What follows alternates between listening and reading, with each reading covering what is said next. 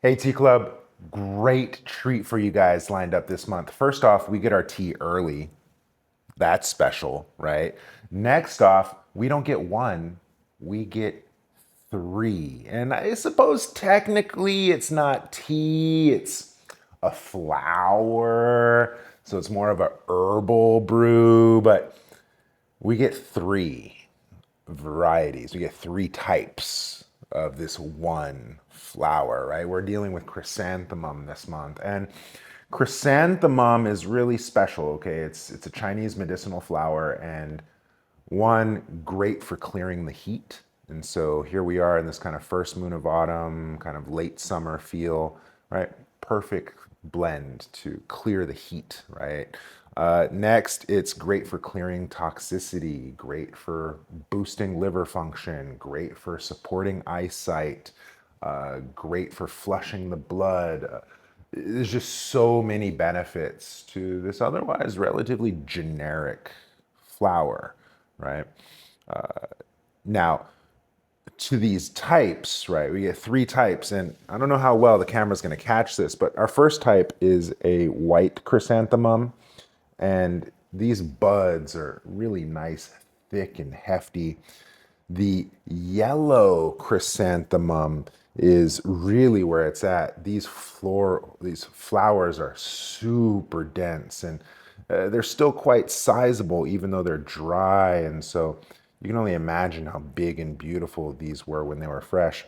We also get this really small, delicate. It's called snow chrysanthemum, but the flowers, as you can see, one fell really, really, really, really small.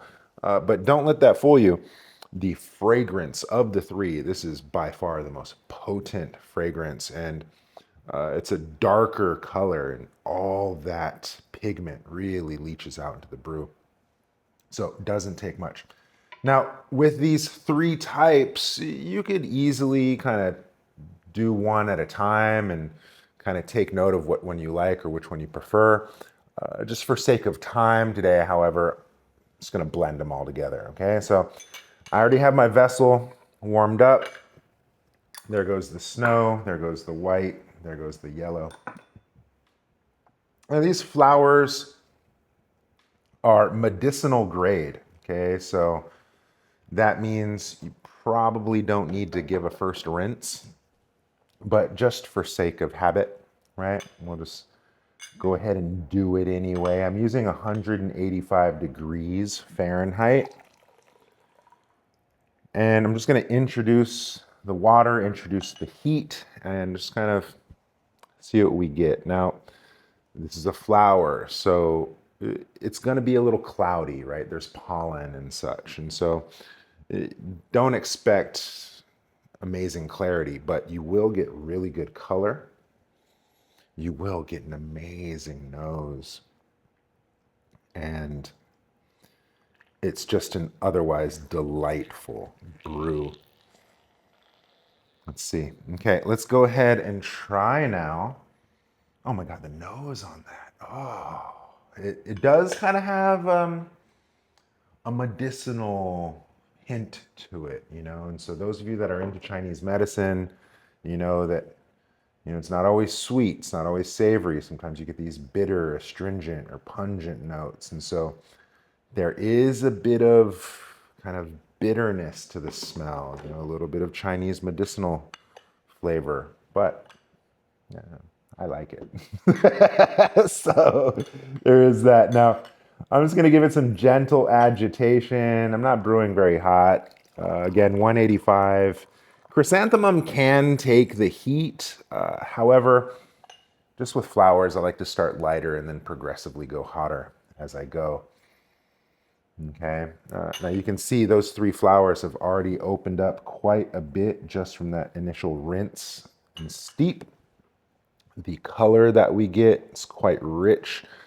All this color comes from that little golden one, right? The other one's white, the other one's kind of very pale yellow. It's not going to get this rich color, right? So that definitely comes from that itty bitty bitty bitty flower.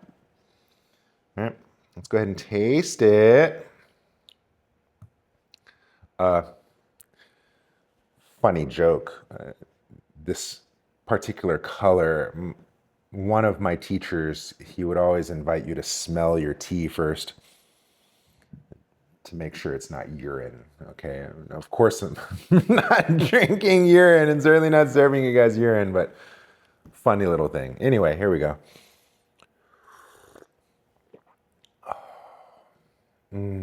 Smells great, tastes great.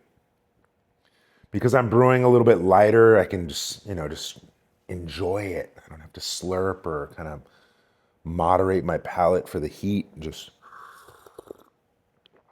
oh, that's so nice. Now, the cool thing about chrysanthemum, no caffeine. It's a flower. And so if you want to drink it later in the evening, completely fine. Here I am using a porcelain gaiwan. I would probably advise against the Yixing clay pot.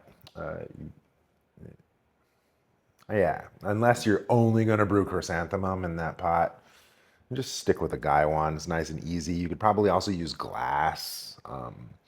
You could probably also get away with a French press or something like that. However, if you use your French press for coffee and then you brew something delicate like this, it's going to mess up, right? And so porcelain is fine, glass is fine. Otherwise, try to use pure glasswares, right?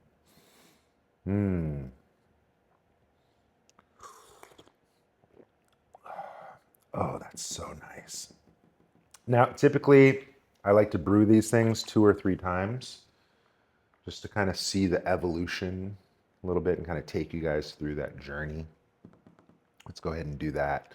While I'm bringing my water back up to temp, a few other brewing options. We talked about the gaiwan, we talked about the glass pot, we talked about the French press.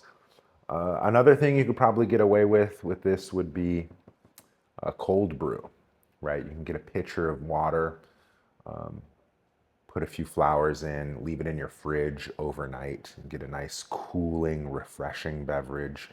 By that token, you could choose a full moon night. We have a full moon coming up soon, and you can throw a couple flowers into a pitcher of water, let it steep under the moonlight, right? Your coven will love that one.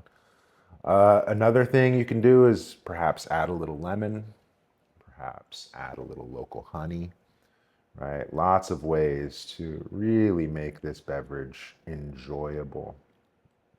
Now, the other thing to note, these flowers have a lot of life. And especially if you're going to start lighter and then go progressively hotter, you could easily get a good 20, 30 steeps out of this. So, err to the lighter side, use fewer flowers, right? Steep a little cooler, steep a little shorter, and then really kind of maximize on how much life you can get from these flowers. Look, they just open up all the more. The smell on this is incredible, right? And for this, I only used what? 3 of the white ones, 2 of the yellow ones, and like 4 of the little baby golden ones. Right? Not much at all. And you get these, wow, really rich, potent brews. Go ahead and try steep number 2, and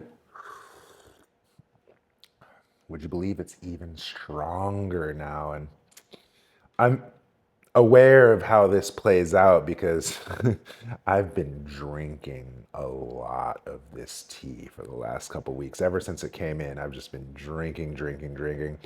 I love it so much.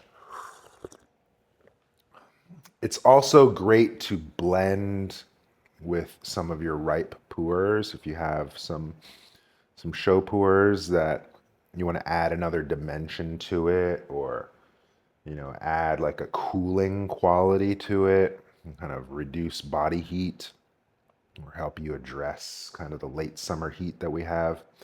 And go ahead and add some of this to your pour, and then that way you get the earthiness, you get the little caffeine kick, and you get the rounded flower notes too. Suffice to say, Many, many ways to skin this cat. Many, many ways to enjoy this tea. Okay? Well, how about this? We'll just go ahead and wrap it up here for this month. Next month, I'm not too sure what we're going to serve yet. I trust it'll be good, but as we ease into autumn and winter, we're going to be selecting darker, richer, fuller, kind of charcoal roasts, heavily aged or heavily fermented, heavily oxidized. We're going to go into the richer, darker flavors as we head into the richer, darker phases of the year. And then, of course, spring, summer, that's when we do the greens and the oolongs and right, the light stuff. So, not too sure what's coming up next, but it's going to be good. The other thing to note is that Tea Club right now, it is what it is. However, in the coming months, expect some things to shift. I want to make it more accessible for people. I'd love to see more people join us. And there's also a conversation of a mashup with our friends at Pure Land Tea, the Master Wong collection. It looks like we're going to peer into an advanced tea club where we only do pu'er. Stay tuned for that too. All right, guys. Here's your tea of the month.